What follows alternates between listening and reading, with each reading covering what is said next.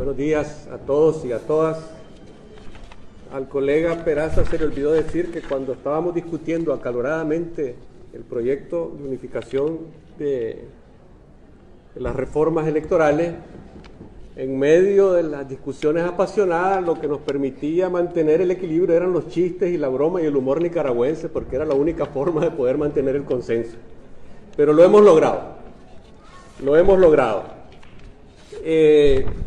Siempre que estábamos discutiendo las reformas nos preguntábamos por qué llegamos hasta esta dictadura nuevamente. Si en 1979 el pueblo logró derrocar a la dictadura somocista y se suponía que nunca más íbamos a tener dictaduras en Nicaragua.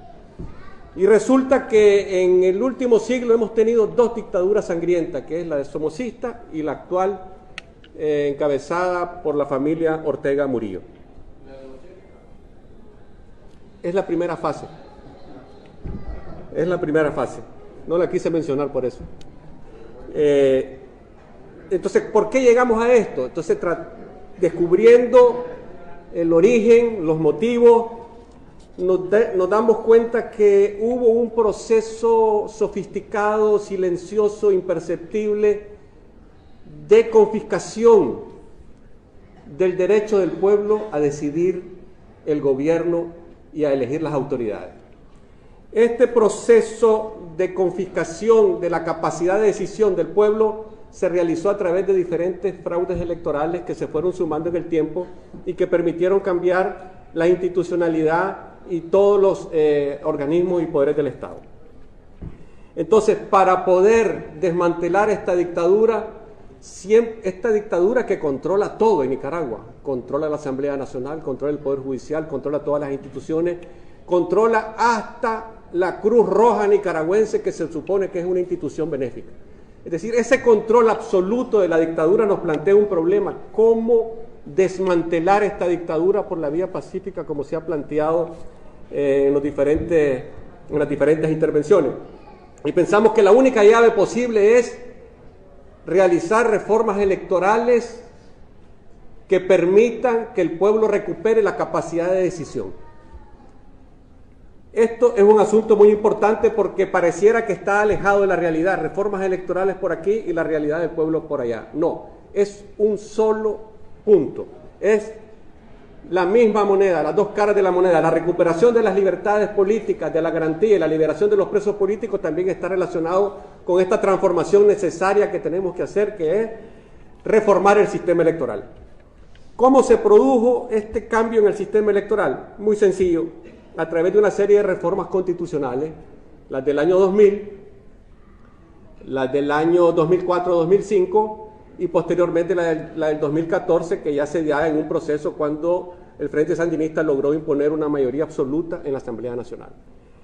Y vuelve el problema: ¿cómo es que vamos a lograr hacer este cambio si ellos controlan todo? Pensamos que la única manera que se logre este cambio es que este proyecto de reformas electorales sea difundido hacia la ciudadanía y que la ciudadanía lo asuma como suyo, al mismo tiempo que la comunidad internacional y los diferentes organismos internacionales jueguen su papel para obligar a realizar estas reformas electorales. Estamos como en un círculo vicioso: necesitamos hacerlas, pero no tenemos los mecanismos para hacerlas. Entonces, la única manera de tener los mecanismos es que la ciudadanía se apropie de este proyecto de reforma. Veamos cuáles son los planteamientos que nosotros estamos proponiendo. En primer lugar, deben nombrarse nuevos magistrados al Consejo Supremo Electoral. Eso implica reformar el artículo 138, numeral 8 de la Constitución, porque solamente los partidos políticos, los diputados y el presidente de la República tienen facultades para presentar propuestas para magistrados. La Constitución actual dice en consulta con los organismos de la sociedad civil, pero realmente esa consulta no se realiza. Y entonces lo que nosotros proponemos es que se haga una reforma en la cual se plantee que los organismos de la sociedad civil, ustedes, las cooperativas, las diferentes instituciones que existen en todo Nicaragua, puedan presentar candidatos y que este procedimiento de elección sea público, a través de convocatoria, a través de comparecencias, para ver la categoría moral, científica y técnica de los postulantes, y no que nos presenten en las noticias del periódico al día siguiente que ya se realizó la elección de los magistrados que no conocemos y cuyas trayectorias tampoco conocemos. Entonces, esta reforma es muy importante porque se requiere que la ciudadanía proponga. Necesitamos recuperar ese derecho de proponer, que el pueblo pueda proponer los magistrados y que no solo sean los partidos políticos, ni los diputados, ni el presidente de la República. Y obviamente en la ley electoral tiene que quedar garantizado este procedimiento de comparecencia pública. Queremos conocerlo, todo, todas sus trayectorias, sus cuentas bancarias, a dónde vienen, qué hacen, ¿por qué? Porque son los que van a cuidar los votos.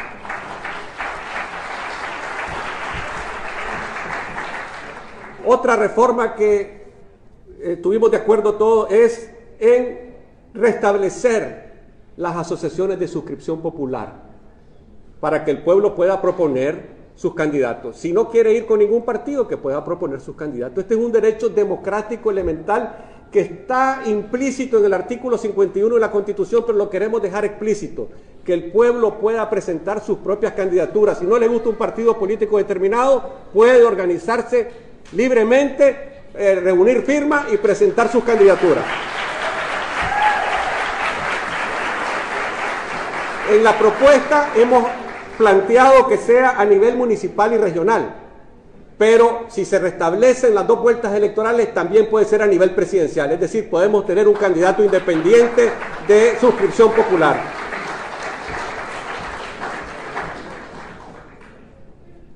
Otra propuesta, la tercera que planteamos, es eliminar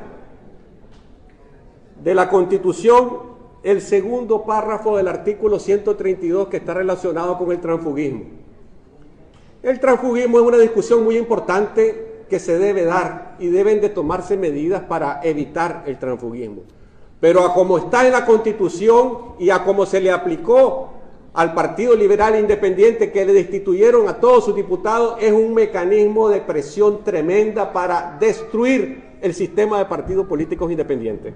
Entonces, a como está ahorita, es un título de propiedad para los partidos políticos. Las diputaciones no pertenecen a los partidos, pertenecen al pueblo, pertenecen al elector. Y a como está ahorita, es un título de propiedad para los partidos políticos.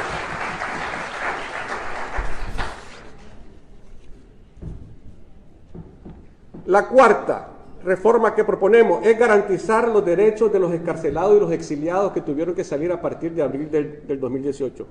Resulta que en la Constitución existe en el artículo 134, 147, 152, 161, 171 y 178 una norma que dice que para elegir cargos de elección popular o de elección indirecta se requiere residencia mínima de 4 años en el país. Si las elecciones son en el 2020 o en el 2021, la gente que salió en el 2018 no puede demostrar la residencia continua en el país. Y ese es un mecanismo para inhibir a gente valiosa que tuvo que salir al extranjero antes de que la mataran. Entonces, o es derogado o se aplica una norma transitoria en la reforma constitucional que diga que para la gente que salió fuera del país a partir de abril del 2018 no se aplica. Esta es una manera de garantizar los derechos políticos de la gente que está en el extranjero y que creemos que es algo muy importante. Quinta, no reelección, absoluta.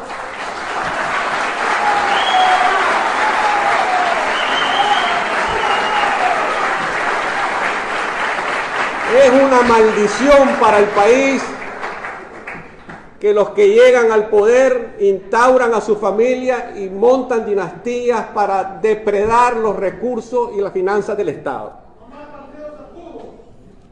Vamos por parte. ¿Por qué la no reelección? Porque se ha demostrado en la trágica historia de Nicaragua que la reelección es el punto de partida de las nuevas dictaduras. Entonces no hay más discusión. Esto se hace una encuesta, 120% dice que estamos de acuerdo. Quinta, bueno, se debe establecer una nueva prohibición para los cargos de presidente y vicepresidente. Tal vez ustedes se acuerdan que hubo una sentencia de la Corte Suprema que dijo que doña Rosario Murillo podía presentarse a ser candidata porque No había diferencia entre segundo grado segundo grado de afinidad y cuarto de consanguinidad porque se consideraba que el matrimonio es grado 0. Una sentencia escrita por Rafael Solís, por cierto. Debe haber una prohibición para que no hayan dinastías familiares en Nicaragua.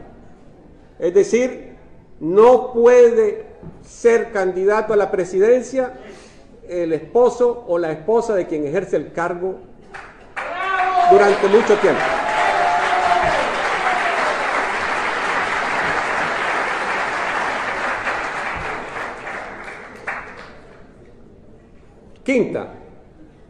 Sexta, restablecer las 2 vueltas electorales. Aquí quiero detenerme un poco.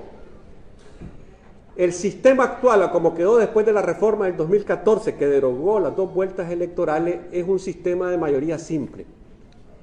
Y resulta que el Frente Sandinista de Liberación Nacional es la minoría más grande y mejor organizada del país. Entonces tiene garantizado una carretera pavimentada directamente al poder de manera permanente con ese sistema de mayoría simple. Necesitamos restablecer el sistema de mayoría real del 50% más 1 para el que quiera optar al cargo de la presidencia de la República.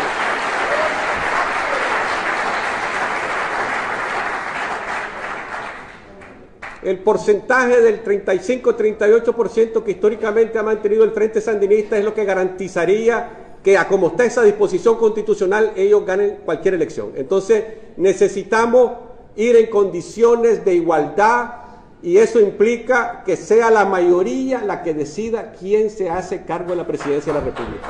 Y esa mayoría tiene que ser la mitad más 1 de la población.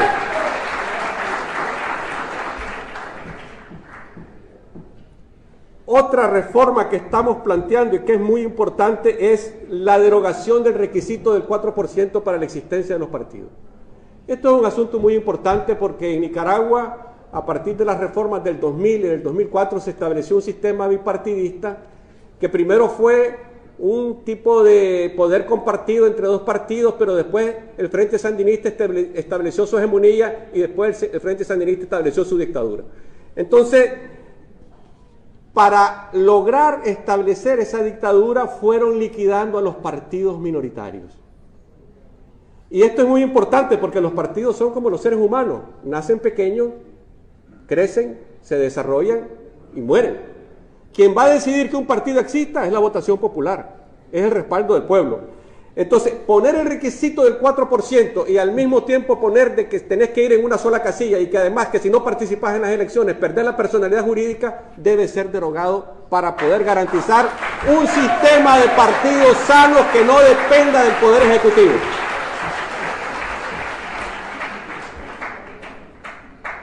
Otra reforma que proponemos es la eliminación de la diputación regalada.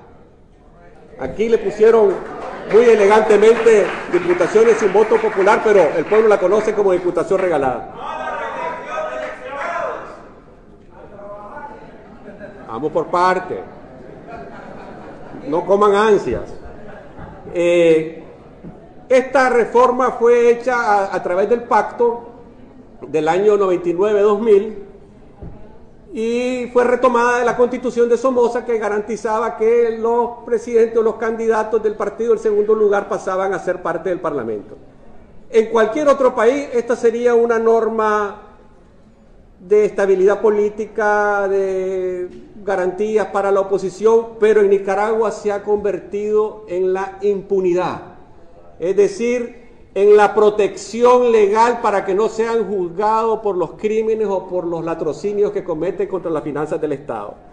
Entonces pensamos que esta diputación, este privilegio para los expresidentes debe ser derogado porque además ya existe otro privilegio que es que pasan a formar parte del Parlacén según el Tratado del Parlacén. Muy importante la reforma que estamos proponiendo y es que se incluya en la Constitución, que es la ley máxima, que cualquier fraude, manipulación o distorsión de la voluntad popular y de los procesos electorales se castigará con la inhabilitación absoluta, vitalicia, para no presentarse nunca más a ningún cargo, además de la cárcel que contempla el Código Penal.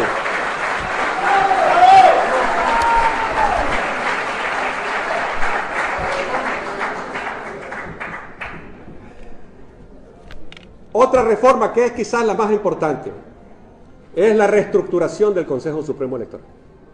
No basta escoger los magistrados, no basta escoger al nuevo conductor, hay que cambiar el vehículo, hay que cambiar la llanta, hay que pintar la carrocería, hay que rediseñar el Consejo Supremo Electoral. Y por eso nosotros preparamos que las funciones deben de ser separadas.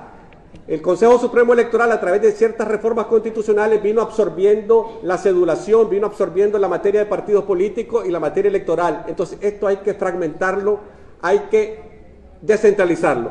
Y la materia de cedulación debe estar en un ente autónomo, aparte del Registro Nacional de la Cedulación, junto con las alcaldías, que se encarguen de manera independiente de mantener la cedulación de la ciudadanía y del padrón electoral al día. El Consejo Supremo Electoral que se encargue de organizar los procesos electorales. La materia de partido político, en algo aparte, que sea un nuevo Consejo de Partidos Políticos o cualquier nombre que se le quiera poner, pero que los que castigan a los partidos políticos no sean los que están manejando los procesos electorales. Y una nueva incorporación que planteamos que es necesaria, y es que se termine ese principio de que no hay recurso alguno en materia electoral. Esto fue copiado de la Constitución de Somoza. Se incorporó en el 95 y ha permanecido ahí. Esto es propio de los regímenes bipartidistas porque los dos partidos que manejan las instituciones se ponen de acuerdo y ya está, no hay más recursos. Pero para garantizar un multipartidismo sano y las diferentes expresiones políticas se requiere un órgano especializado, un tribunal especializado de justicia electoral. Y esto no es locura nuestra, ya tenemos la experiencia en Honduras que la OEA acaba de impulsar el Tribunal de Justicia Electoral y ya existen en otros países de Latinoamérica tribunales de justicia electoral. Entonces se requiere crear una segunda instancia que revise los recursos y las quejas y las impugnaciones sobre fraude electoral para que éste las resuelva. Evidentemente que cualquier tribunal de justicia electoral debe contar con la presencia de esta oposición que se encuentra aquí reunida. Si no, no es válido, si no, simplemente estamos cambiando el panorama. Y por último, establecer la posibilidad del referéndum revocatorio. El referéndum revocatorio es sencillamente las elecciones adelantadas que siempre hemos estado pidiendo, que se pidieron en 1990 y que se están pidiendo en la actualidad. Lo que pasa es que como no está regulado en la Constitución, le permite a la dictadura argumentar de que necesita terminar su periodo constitucional. Entonces debe quedar en la Constitución establecido que después de haber pasado la mitad del periodo y cumpliendo una serie de requisitos, el pueblo tiene derecho a revocarle el mandato a cualquier presidente de la República. Y así no vamos a tener dictaduras nunca más, nunca más. Estas propuestas de reformas constitucionales son claves porque si se cambia el marco constitucional vamos a tener el efecto dentro de la ley electoral. Si pretendemos cambiar solamente la ley electoral va a chocar con el marco constitucional. Entonces necesitamos hacer estos cambios constitucionales para que tengan efecto en esta ley importante que es la ley electoral, que el colega más adelante va a explicar cuáles son las propuestas. Para terminar, quiero reafirmar junto con las madres y padres de familia que la lucha por sanear el sistema electoral, por devolverle al pueblo el derecho a decidir en las elecciones, para que no se roben los votos, es la misma lucha por la libertad de sus hijos y es la misma lucha por las libertades democráticas. Son dos caras de una misma moneda. Y para finalizar, tengo que parafrasear a Rubén Darío y decirle: Nicaragua está hecha de vigor y de gloria, Nicaragua está hecha para la libertad. ¡Viva Nicaragua libre!